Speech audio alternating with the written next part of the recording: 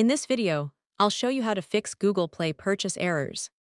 If you're trying to buy an app, game, or subscription and keep getting a purchase error, there are a few things you can check to resolve the issue.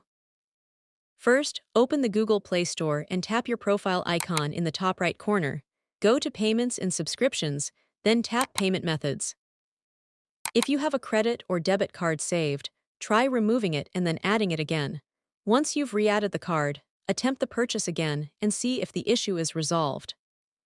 If the error continues, the problem may be with the payment method itself. Make sure your card has sufficient funds, the card details are entered correctly, and that your bank allows online or international transactions. Some cards may not support purchases through Google Play. You can also try using a different payment method if one is available. This is often the quickest way to determine whether the issue is related to your card. Another helpful step is updating the Google Play Store.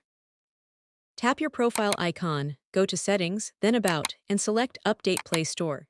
If an update is available, install it and then try your purchase again. That's how you can fix Google Play purchase errors. If you found this guide helpful, don't forget to like, share, and subscribe for more helpful tutorials.